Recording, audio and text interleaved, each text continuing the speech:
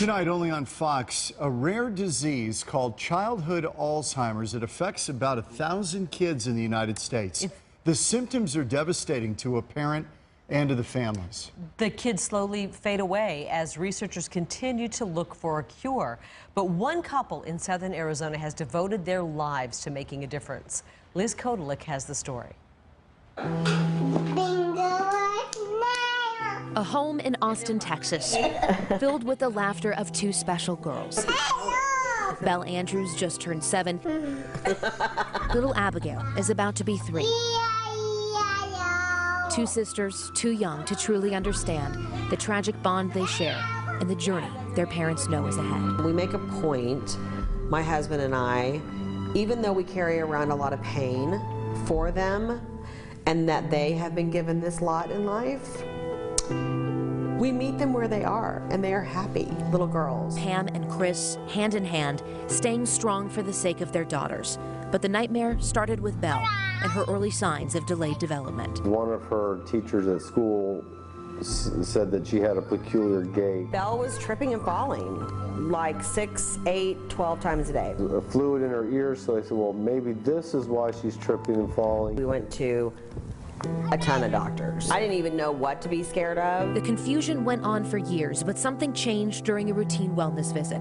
Then 5-year-old Belle's substitute pediatrician sounding an alarm over her abnormally large spleen. It's something Pam had worried about since Belle was born, and the next step was genomic testing to make sure she didn't have a rare disease. But in another doctor's office, after a year of waiting for results, the news that shocked the Andrews and changed their lives forever. He went through a very clinical description, and every time he paused, Pam was saying, "Is it fatal?" And he would go on, "Is it fatal?" And finally at the end, he said, "Yeah." He said, "Yes, it's fatal." Niemann-Pick Type C, a disease with symptoms that give it the nickname childhood Alzheimer's, a structural problem with a gene preventing every cell in the body from processing cholesterol. Kids slowly lose their motor skills, seen today as Belle works with her physical therapist, Gil. Her walking, her coordination, her cognitive abilities will fade away as well. Some patients eventually won't remember their loved ones. That's not Belle right now, but when diagnosed, her future looked bleak. He said Belle would live to be between the ages of 12 and 20.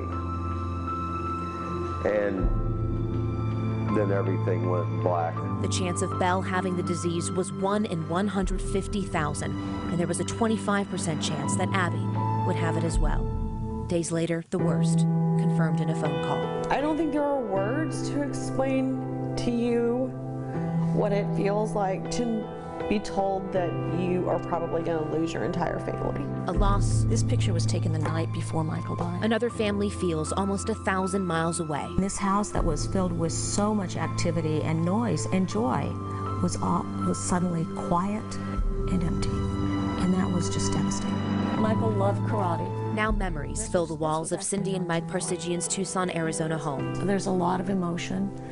There is a lot of happiness, though, too. First, their 10-year-old son, Michael, in 1997. Then their daughter, Marcia. Then Krista, who lived the longest to 16. All eventually succumbing to NPC, a disease that only spared their eldest son, Era. At the time, no one understood why, but Cindy refused to back down, becoming determined, starting the Parsigian Fund to help find answers themselves. There was about 1.5 labs in the country working on it, trying to isolate the gene responsible for it. So we jumped in, started funding a lab at the National Institute of Health, and we isolated the gene in about a year. That was step 1, and 23 years and $45 million later, the fund has paved the way for studies, trials, and advancements. There's no cure for NPC, but there is so much hope and promise in the form of a clinical trial. However, the Andrews quickly found out that living here in Austin was going to make getting that treatment very difficult. You see, there are only 2 cities in this country that have been approved as clinical trial hubs. So for 10 months, every other week, the Andrews flew all the way to Chicago, where the girls would undergo anesthesia and get an injection into their spinal fluid.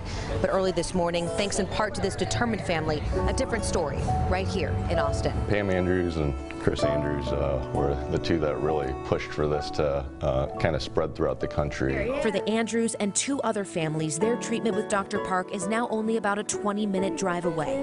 Belle's progress can't be talked about until the trial is over and reviewed by the FDA. But little Abby is taking the drug on a compassionate use basis, and she and other patients have already seen remarkable results. I'm hoping that this medicine will really stabilize, and I think in Abby it could prevent any progression. That's the hope.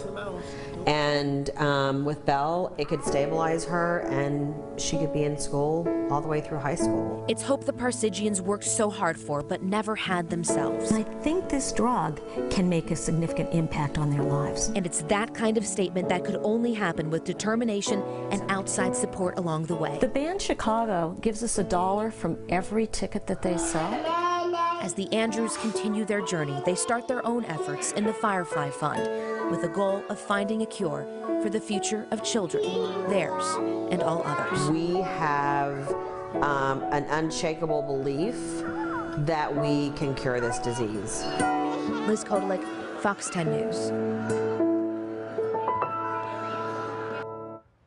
And finding a cure will not only help the Andrews, but also make it possible to screen every child for the disease right after they're born. You can head to our website, fox10phoenix.com, for more information on how you can help with the cause.